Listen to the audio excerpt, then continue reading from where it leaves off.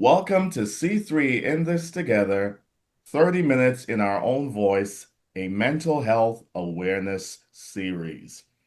Today's topic, a conversation with the expert, Dr. Laklieshia Izzard. Today, we will hear from a prominent, a profound, and a prolific advocate and a champion of mental health. That's right. Here in the state of Georgia and beyond, Dr. Izzy is an amazing champion of mental health, and we're so glad that she's with us today.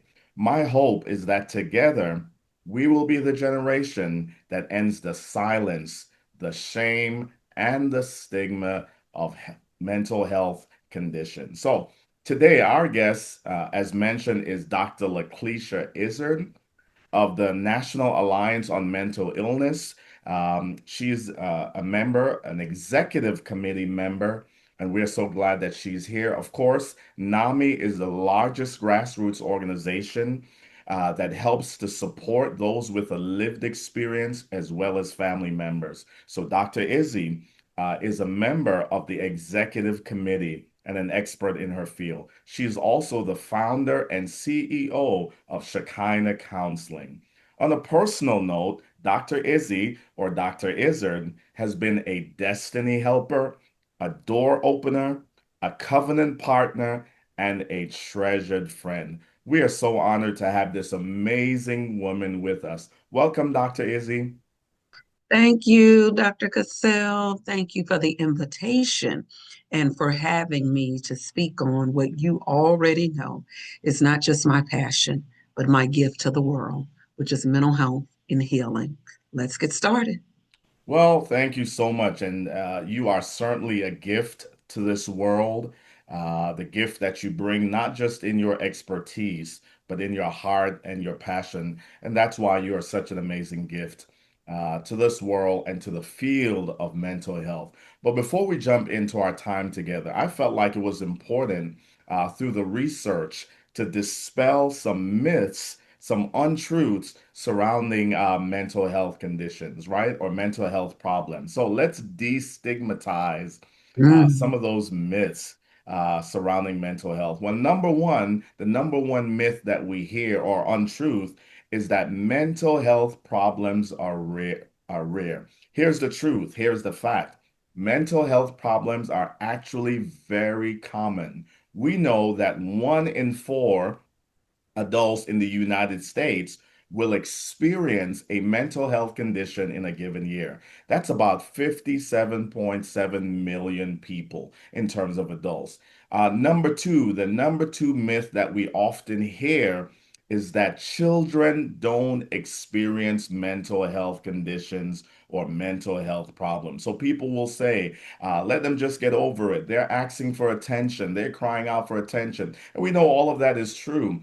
But the fact is that 1 in 5 children in the United States will experience a mental health condition in a given year. That's about 52.2 million children who will experience a mental health condition. We do know that half of all mental health conditions will begin before the age of 14. Wow.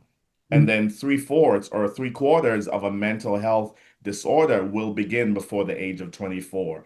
Of course, all of these will come on the screen. Number three, in terms of a myth, people often say, particularly as we look at what's happening in the culture, people will often say that mental people with mental health problems are violent and unpredictable. Wow, wow, wow. The truth is, the fact of the matter is this, that only 3 to 5% of violent acts can be attributed to individuals with a serious mental illness. So think about that, only 3 to 5. We do know that people with a severe mental illness, they are over 10 times more likely to be victims than they are to be perpetrators of violent crimes. And number four, we will end with this and then we'll jump in. Number four, the myth, one of the greatest myths that people will say is that it's a mental health condition is as a result of a personality weakness or a character flaw or people are just making this up. Please know that there are many factors that can contribute to a mental health condition or a mental health problem, including it could be biological. It could be in your genes. It could be a physical illness. It could be an injury. It could be brain chemistry. It could be a life experience that has triggered a mental health condition. It could be trauma. It could be a history of abuse. It could also be a family history of mental health problems. So, bottom line is no one chooses to have a mental health condition. Wow, wow, wow. Dr. Izzy, any thoughts on any of those myths that you wanted to speak to before we jump right in? Well, I think the one, Dr. Cassell, that again really, really stood out to me because of the current climate that we are in, the political unrest, the racial injustice, just so many different things that we are now seeing in our world, is the stat that you gave about thinking that individuals with mental health related conditions are the ones that are attributing to violence and crime. And so I think it's very important that we dissect that. And you did a great job breaking that statistic down. But more and more, we're going to see violent acts because of where we currently are Wow. in our societal climate right now. We're seeing more public suicide than we've ever seen before.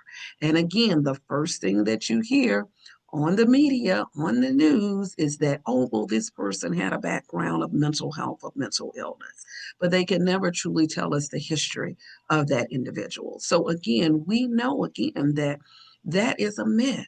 And like you said, it is a small percentage Right. that even gets involved in violent crimes such as those things. So thank you so much for bringing out those statistics. That was very, very, very powerful. Very. Wow. And Dr. Izzy, thank you for speaking to that, right? Because we want to be clear on that. We're not speaking from a political platform or one side of the aisle or the other, but we really want to be clear that in this time, in this cultural climate that we're living in, that because of what's happening, those can serve as triggers for mental Mm, health conditions. And that's exactly what we're seeing as people are being pressed in, as people are being challenged, as people are struggling to cope, manage, and navigate. We are seeing those mental health conditions come to the forefront, which is why conversations such as this is so important, as well as having mental health practitioners being available to serve our times and our culture. But let's jump right in. Let's begin with our first question. Tell us about your work, Dr. Izzard, Dr. Izzy, as a mental health practitioner, as well as an advocate. And also, can you tell us about your work at the National Alliance on Mental Illness? So, again, tell us about your work, the work that you do as a practitioner, as an advocate, as a champion, but also tell us about this great organization, the National Alliance on Mental Illness. absolutely. Now, of course, Dr. Cassell, that's a loaded question.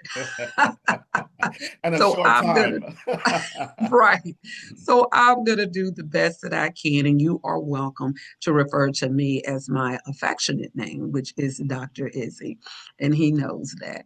But again, I am a practitioner. I have been blessed, and should I say privileged, to be Yes. a practitioner since the age of 25 years old. And so again, I know that I look very young, but Listen, again, I'm I trying to tell hold people, back. I'm trying to hold back on that, right? I was going to say, so that means you're like 27, 30 right now. But anyhow, thank you so much. But absolutely, I started out even younger.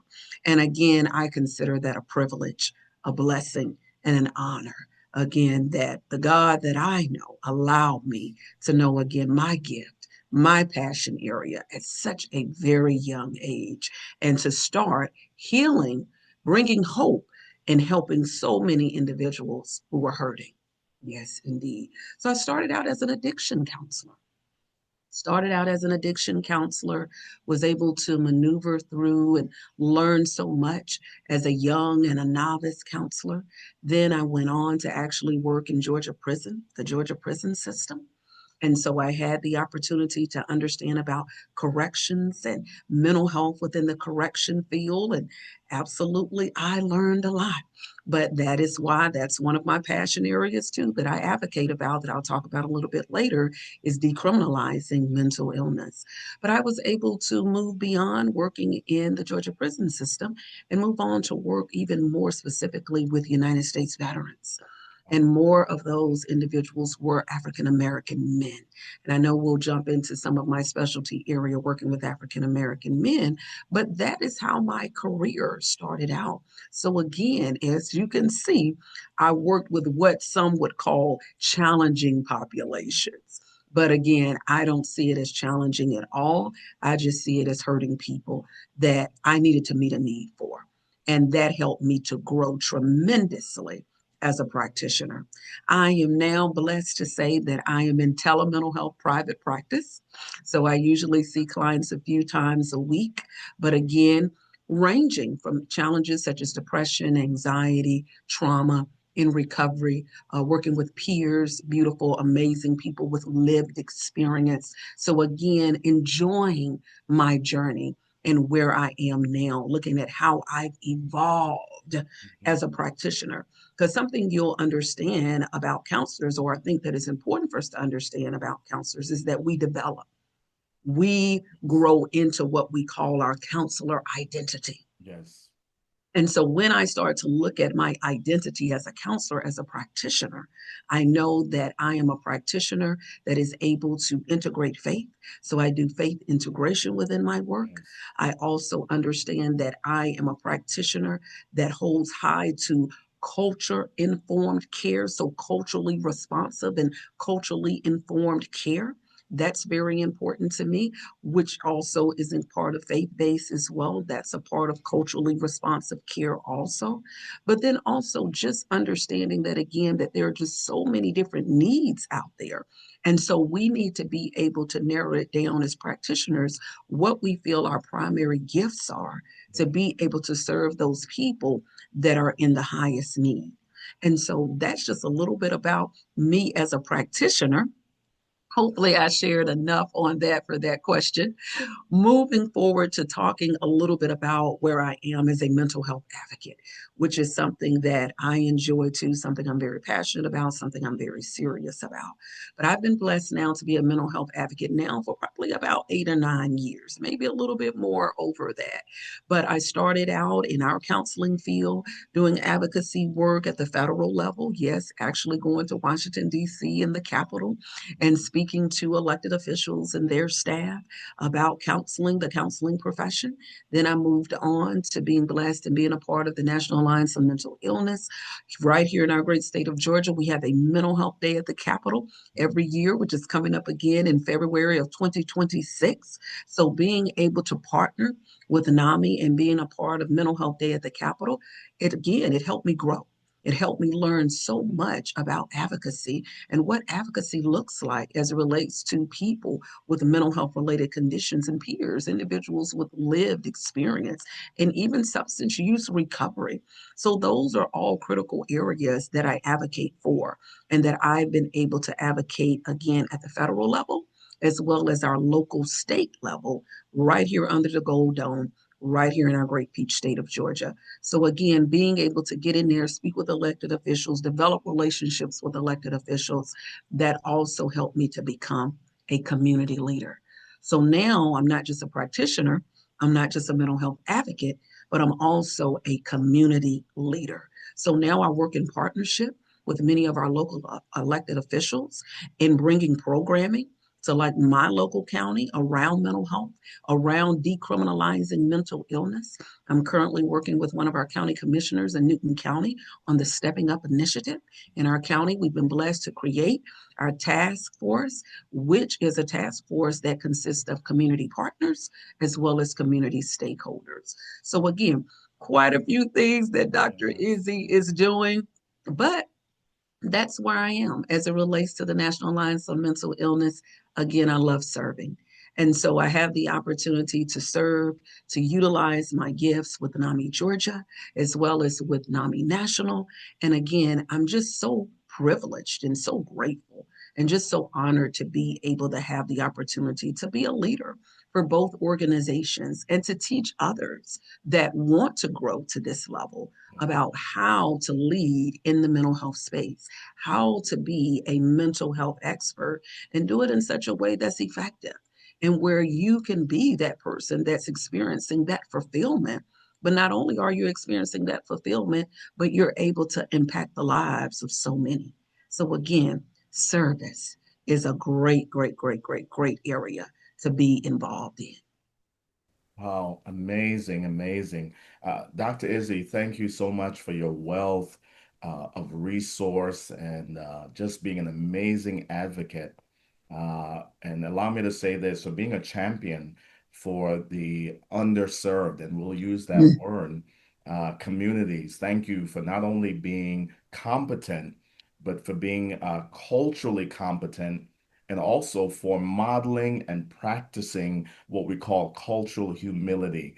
And you're a great testament of that, a great trophy of that, in the field that we serve. And in our field, we often don't see that. It's very limited where we have practitioners like yourself that's so well-rounded.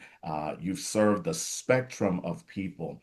And I also want to just say this again, thank you for serving those communities that are often underserved. Because here's what we know. We know that many of those communities are often misdiagnosed. They are often overdiagnosed, right? They're often experiencing what we call polypharmaceutical experiences. And then they're often, as well, overly hospitalized, right? So mm. thank you for the work that you do in speaking to those populations that need that kind of work.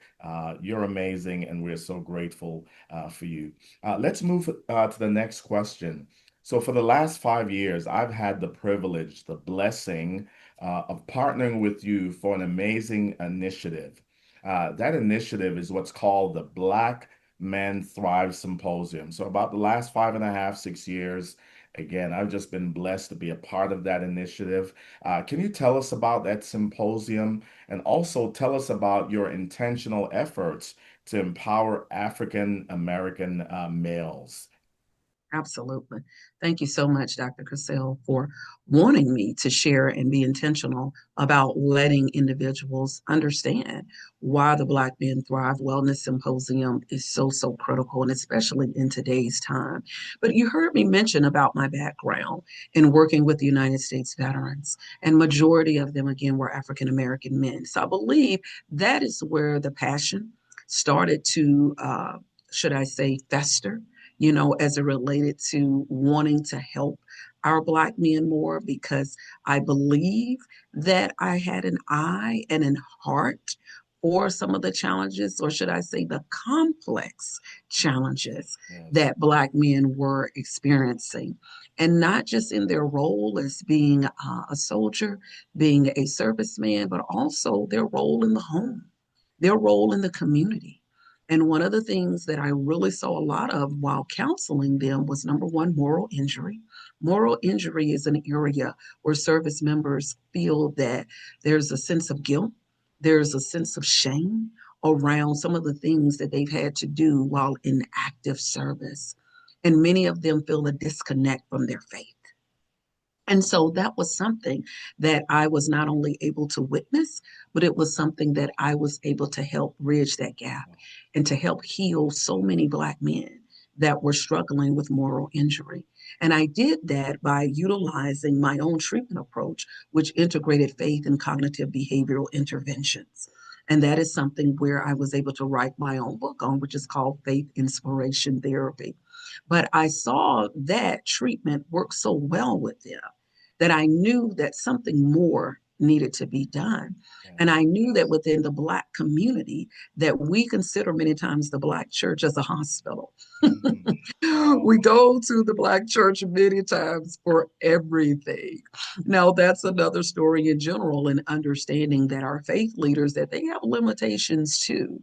But that was one of the reasons that I really, really wanted to partner with my church in doing a Black men's mental health related or wellness symposium, because I knew that that was an area and a place where Black men felt safe, where they felt like they could share, and an opportunity for them to learn and to grow more. So I have partnered with my church, which is the Berean Christian Church, to do Black Men Thrive for the past several years. And Berean has always been a location and a place where we all could go, come together, feel safe, and talk about some of these challenges that Black men were enduring. So the conference is focused all on the wellness and the mental health care for Black men.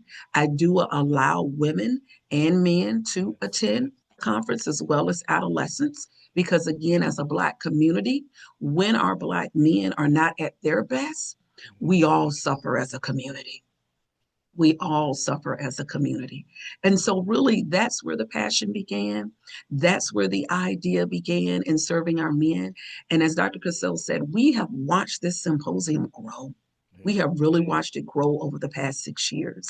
And we've been blessed. Every keynote that we have had has been a Black male elected official. Yes, We yes. started out with the current president at the time of NAACP, which is the Reverend James Woodall. He was a part of our first one.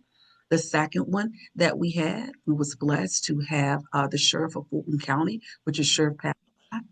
The third one that we had, we were blessed to have Dr. Damon Mason, who is Commissioner for District 2 in Newton County. The fourth year, we were blessed to have a state representative, which is State Representative current Derek Jackson. Mhm. And then the fifth year, which was just this past year, we were honored and blessed to have Congressman Hank Johnson. So again, we have just been rolling. The attendance increases every year. And every year, the feedback that I get is phenomenal. And yes, NAMI has also been present there to provide the resources again for our men and for our families. So that's just sharing just a little bit That's a about little Black. bit. Wow. Uh, Dr. Izzy, thank you for your intentional efforts in wanting to empower African American males and the complex issues, as you mentioned, that we face. So often we are socialized to stuff and suppress rather than experience the full spectrum of our emotions. So thank you for all that you are doing in that area. And your work speaks to the statistics, right? The statistics reveals to us, the research shows us the challenges that African American males are facing. And I think this is a good time just to highlight some of those statistics as well. We do know that African American males, in terms of African American males, that 1 in 3 African American males are more likely to serve a lifetime prison sentence, which can be any sentence of over 10 years. So think about that, 1 in 3 African American males. We do know that African American males make up about 40.2% of the prison population. Wow. So your work is absolutely amazing. And we also know that suicide is the third leading cause of death for African American males between the ages of 15 and 24. And here's another statistic speaking to why your work is so integral and so important. We do know that African American males are much less likely than white males to use mental health services. So, again, your work is so critical. Again, thank you for your intentional efforts in making sure that the needs of African American males are addressed. Dr. Izzy, Absolutely. what do you want people to know about managing our mental health as we kind of begin to bring this time to a close? Man, I wish we had 2 hours, 3 hours. You and I, we could go on and on and on We for could, this, we could, we but could. we've got about 30 minutes, right, for our time Mhm. together.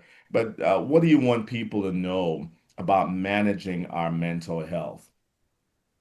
I think one of the key things that I want to close with, Dr. Cassell, and again, thank you so much again for inviting me and for being a dear friend in service and mental health service with me. Again, we cannot do this work alone. We need partnerships, we need people. And that's one thing that I love so much too about NAMI is that NAMI does support so well. Yes. And so I've learned so much from NAMI about supporting one another, about partnering with one Yes. another. And so we have really been blessed to be in this space, to be a support for one another and to partner with one another. So again, thank you. But I think the first thing I would start with is individuals understanding that mental health is real. Yes. It's real. It is a real concern. And it is something that we are supposed to take seriously. And that's everyone.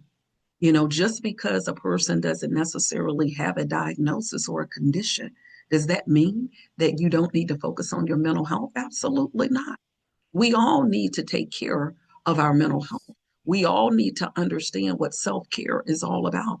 I love the quote from Audre Lorde where she said, self care is not about being selfish. Self care is about it's about self preservation. Yes. It's about how do we preserve ourselves. It's not about self indulgence. Okay. It's about self survival. Wow. Okay.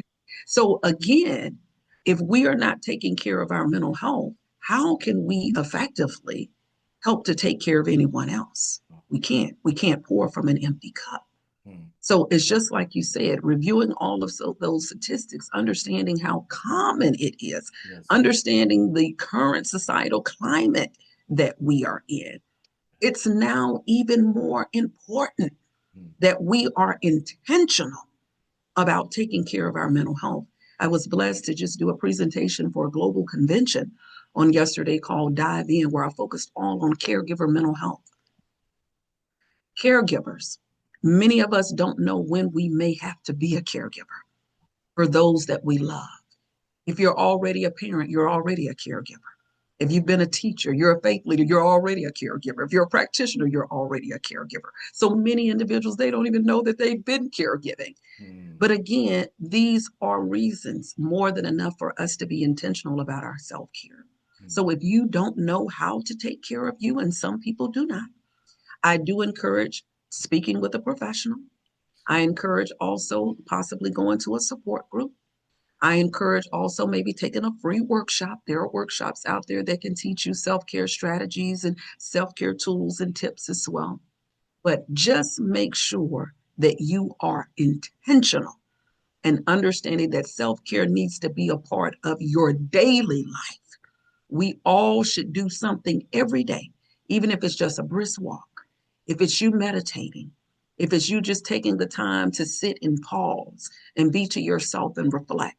But every day we should do something for our mental health.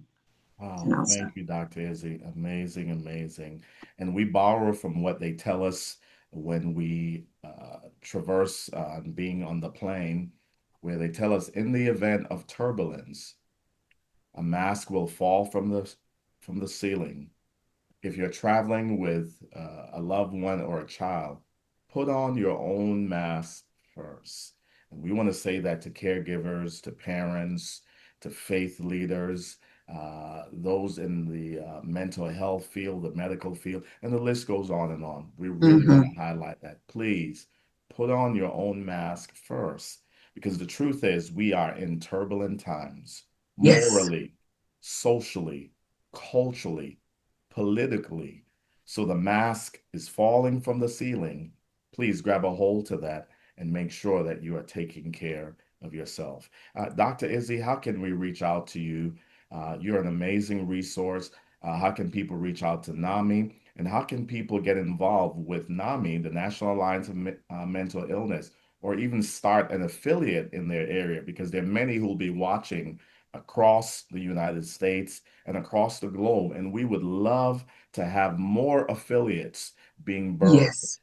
across the United States and globally. So tell us about that in the last few minutes. Absolutely. And just to recap, you all, NAMI, the National Alliance of Mental Illness, is the largest grassroots mental health organization in the nation.